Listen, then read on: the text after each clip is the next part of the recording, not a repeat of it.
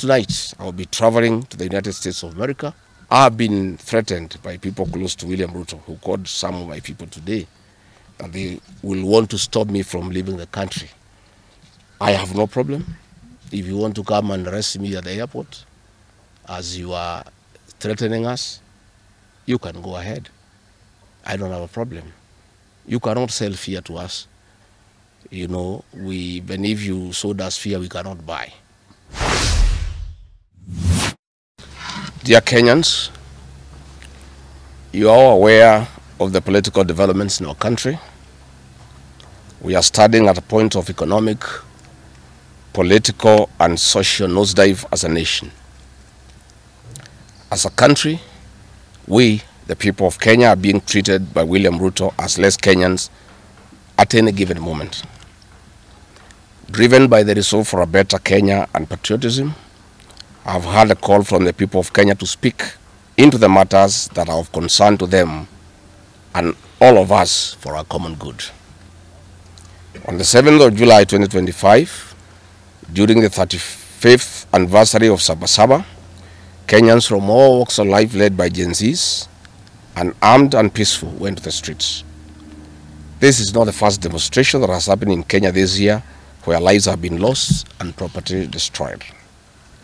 Unbeknown to these peaceful demonstrators, the tired regime of Ruto had a well-organized state-sponsored militia in cohort with the police and other state security agencies to maim, kill and destroy property and blame it on the Kikuyu community and specific leaders who are perceived unfriendly to this killer regime.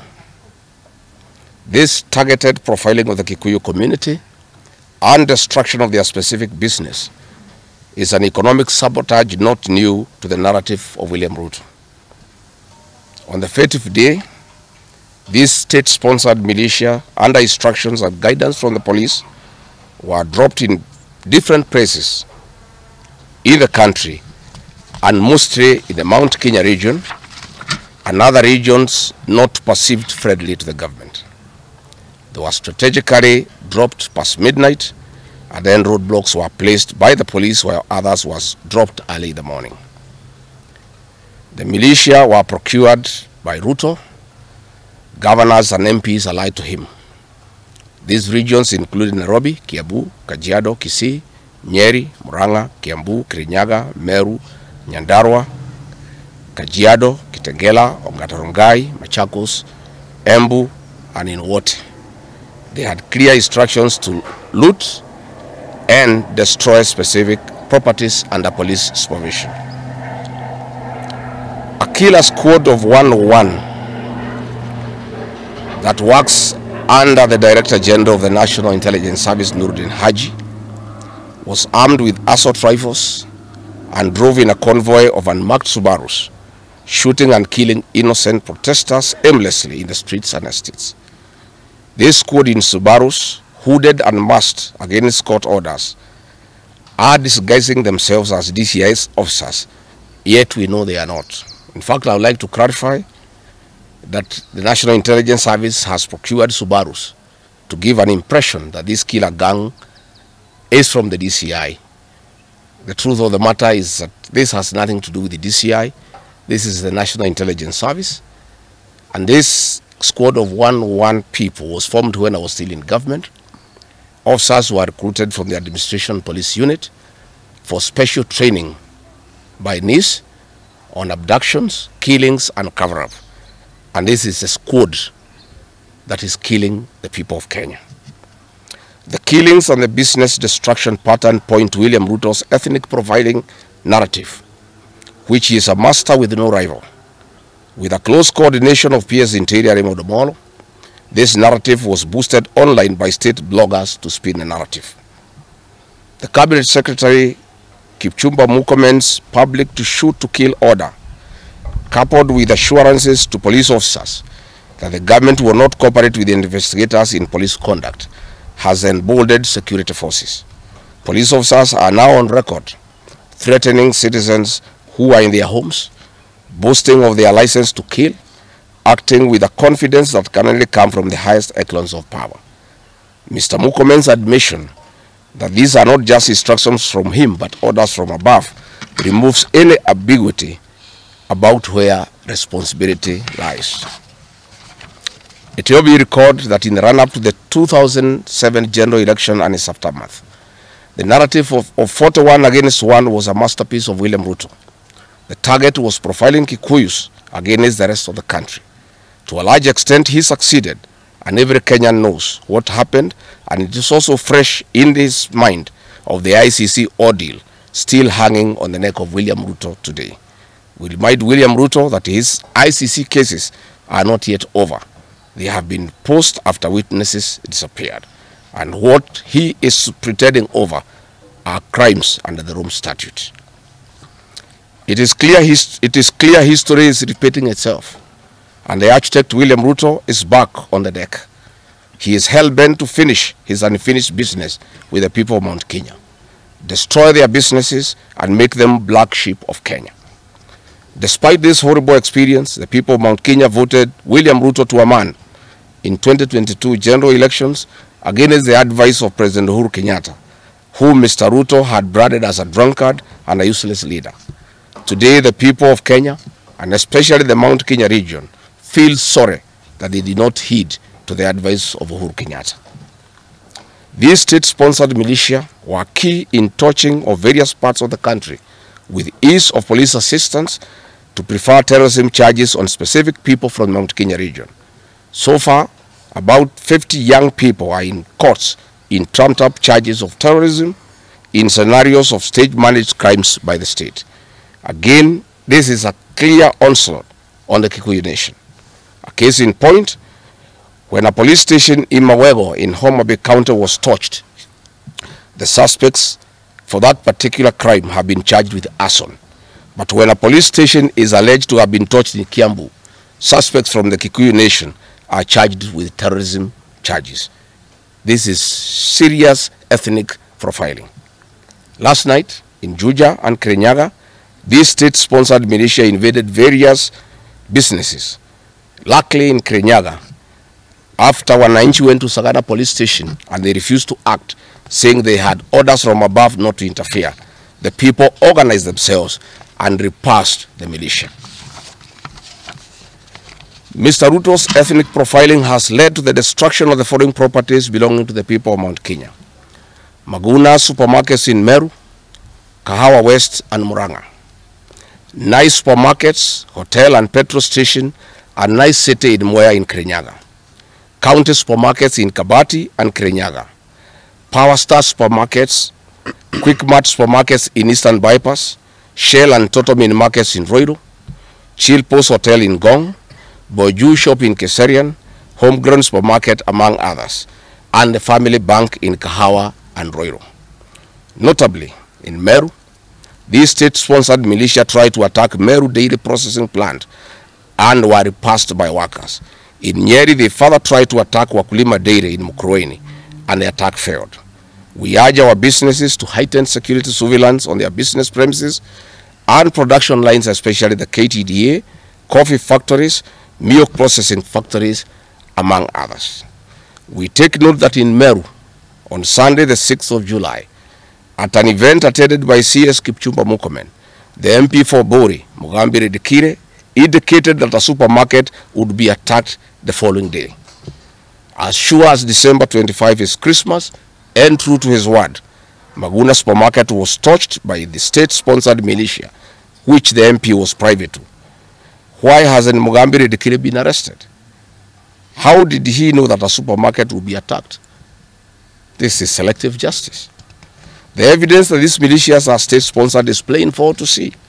Videos circulating widely show police officers not merely failing to intervene, but actively transporting armed groups who proceed to unleash destruction with apparent impunity.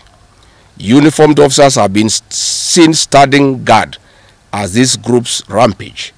They are in action and a stark contrast to strong statements being made by government. In Nyeri, journalists were attacked by these militias in the presence of the police. It is well documented. This is a clear indicator that Ruto is working with governors and MPs allied to him to destroy businesses owned by the Kikuyu, the Meru and the Embu, and blame it on people who don't support his administration. This is a tactic that was used by the colonialists with the collaborators who searched earth policy and touched buildings and businesses and blamed it on the Mau Mau. This divide and rule tactic will not work, Mr. Ruto. We know that in Meru, they want to use this mayhem to blame Mithika Linturi. In Embu, they have already blamed Mkonji Gitonga. In Kitengela, Iron Gong, they want to target Senator Seki and MP Onesmus Ngogoyo. In Nyeri, they are trying to haunt Honorable Kagusha. And in Kirinyaga, they are targeting Senator Murango. We want to remind President Ruto that it is not the Kikuyus who want him out of office. It is the entire people of Kenya. Kenyans are suffering equally across the country. That is why Kenyans have said, if you, Mr. William Ruto, believe that it is the Kikuyus who want you out, then all Kenyans are Kikuyus. I want to thank the people of Kenya for standing out against this tribal profiling of the Kikuyu. The people of Kenya yesterday did wonderful by saying that the Kikuyus should not be profiled. This morning, I've seen Ruto quivering and wailing in uncontrollable anger. Mr. Ruto, excessive anger is not a solution. I want, with a lot of humility, to advise you to stop being angry. That will not help. You need to know what you need to do because you have not been listening to the people of Kenya. The people of Kenya are more angry than you are. They are angry because you have overtaxed them. There is wanton corruption. There is abductions and extrajudicial killings. There is ethnic profiling and other ills that bedevil your administration. If you want to be calm, please abolish the housing levy and give dignity to the payslip.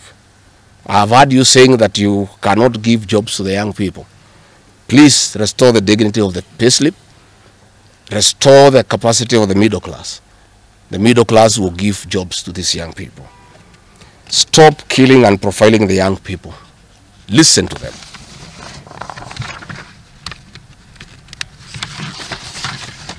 Stop abductions and extrajudicial killings. Abolish, disband the killer squad of 101 officers at Danudin Haji. Give hustlers the jobs that you promised them. Mr. William Ruto, you are the one who promised. You cannot cry today that you have no solution, saying that other presidents have not been able to do it. You are the one who promised these young people. Stop police brutality. Stop abductions and illegal detentions. Get the hustlers from the bottom of the economic pyramid as you promised. Yes, Mr. President, we agree there were other presidents before you, as you have rightly stated, and true, they never went through what you are experiencing today. May it please you to know that the reason why Kenyans rarely had problems with them, Mwai Kibaki and Uhuru Kenyatta were guided by the Constitution and the rule of law. They did not capture our constitutional institutions to work for them, instead of working for Kenyans. They never killed children. They never attempted to build churches in State House. They never organized militias to destroy people's property and kill them. That is why you have a problem. And we also want to remind you that Mwai Kibaki had a difficult time from you, William Ruto. Videos are everywhere. You cannot say that Mwai Kibaki did not face resistance. It's on record that you gave hell to President Kenyatta for 5 years. So it is hypocritical for you to allege that Mwai Kibaki and Uhuru Kenyatta had a very easy time. Most of the problems Mwai Kibaki and Uhuru Kenyatta had came from yourself, and it's on record. We want to advise you that the one-term movement is not getting you out of power outside the Constitution. Mr. President, nobody wants to throw you. Nobody wants to overthrow your government. Nobody wants you out of power through unconstitutional means. Mr. President, I and the people we work with are on record. We want to remove you from State House through the ballot in 2027. This narrative you are creating that there is an attempt to overthrow your government is for you to have the opportunity to use the Terrorism Act to profile communities and to persecute leaders who are opposed to your administration. Please relax. We want you to serve your one term. Nobody wants you out of government unconstitutionally. Nobody has any plan to overthrow your administration, Mr. President. We want to face you on the ballot in August 2027. So just relax and stop crying wolf that anybody wants you out of office unconstitutionally. There is no leader here who is planning a coup, and none has the capacity. And nobody is interested. The leaders in this country, and indeed 95% of the Kenyan population, want to humiliate you at the ballot. They relish that moment. None of them would want you to go out through any other method, unless, of course, you decided to resign on your own volition. So please stop creating this narrative. This narrative is to enable you to use anti-terrorism law to persecute leaders and to persecute the Kikuyu community. If you speak out online, Mr. President, you want to use the Terrorism Act to harass people. If you dare challenge your administration, you want to use the Terrorism Act to deal with people who are opposed to your administration. My fellow Kenyans, let us not be deceived. William Ruto has stripped away even the pretense of democracy. What we are witnessing is not the rule of law, but the rule of fear. This is not the behavior of a government that serves its people. This is the machinery of outright dictatorship. Finally, I want to announce to the people of Kenya that tonight I will be traveling to the United States of America to talk to the Kenyans in diaspora and the international community about the state of the nation. I would have wanted to stay in the country at this very difficult time when our people are under siege, but I have engagements that I'm not able to postpone. I have been threatened by people close to William Ruto, who called some of my people today, and they will want to stop me from leaving the country. I have no problem. If you want to come and arrest me at the airport, as you are threatening us, you can go ahead. I don't have a problem. You cannot sell fear to us. You know, even if you sold us fear, we cannot buy. You know, and therefore, as I'm out of the country, unless I'm stopped from going, and if I'm stopped from going, I'm still okay. I'll be here because this is my country. We have made sufficient arrangements with other leaders in the united opposition to create a pool of lawyers to come in through for our young people who are being persecuted on trumped-up charges of terrorism. And I want to explain. I have heard the president saying that people have attacked police stations and the law courts. It was all stage managed by the MP for Kikuyu. How do you explain that people can walk into a police station and they are not armed and take over the police station from armed police officers? How do you go to the courts that are guarded by armed police officers and touch them? All these attacks of vital installations were stage managed by William Ruto through Kimani Ichung'wa to create the opportunity to prefer charges against people using the Anti-Terrorism Act. That is the reality. So nobody has attacked any police station. They were all stage managed by government. And what is happening is history is repeating itself. This is exactly what Moi did in the 80s against the Kikuyu community. After the abortive 1982 coup, he used sedition laws and the clandestine Kenya movement to profile the community and hold people into court, and they'll be taken by Bernard Chunga after 5 p.m. This is history repeating itself. I want to ask our people to be calm, to be cautious, and to be strong. I want to appeal to our young people, the Gen Zs. Looking at the scenario of what is happening and what William Ruto has planned, I want to ask my children, my sons and daughters, to consider applying the next onslaught against the President William Ruto by getting IDs and registering as voters so that they can deal with William Ruto on the ballot. Because I fear for them. Anytime they go out to the streets, they are killed like chicken. I would like to preserve to us these children. We would like to live with them. We would like to see them grow. And when we look at the desperation of William Ruto and the brutal force he is using against these children and the use of state militias to attack them, I would like to plead with them to consider to join us, we in the opposition, by registering as voters. And in 2027, we'll be able to get rid of President William Ruto. William Ruto, finally, let me ask you a question. The Kikuyu nation, the Mount Kenya people, you call tribalists every day. These people you are waging war against, their businesses, are the same people who voted for you, even after what you did to them in 2007. They forgave you and considered you as a person they can elect as president. You have turned against the community.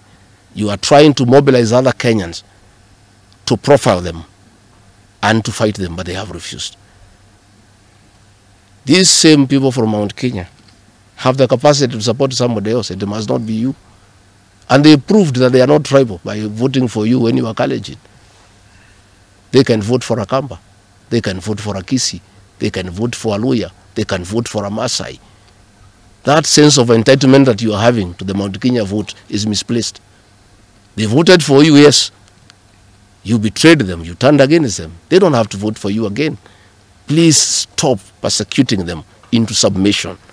They will not submit to your brutality, to your vicious attack against them and their leaders. That I want to tell you for free today. I have listened to you talking with a lot of anger, calling them tribalists. They are not. How can they be tribalists when they voted for you and you are not one of them? But you don't have a sense of entitlement that they must vote for you. You know what you have done to them and why they have reacted the way they have. And I want to assure you, you cannot scare them into submission. Even if you jail them, they will not submit.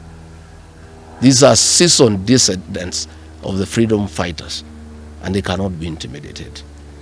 So let me encourage my leaders here as I go away to remain strong, to remain focused, and to speak for the people of Kenya.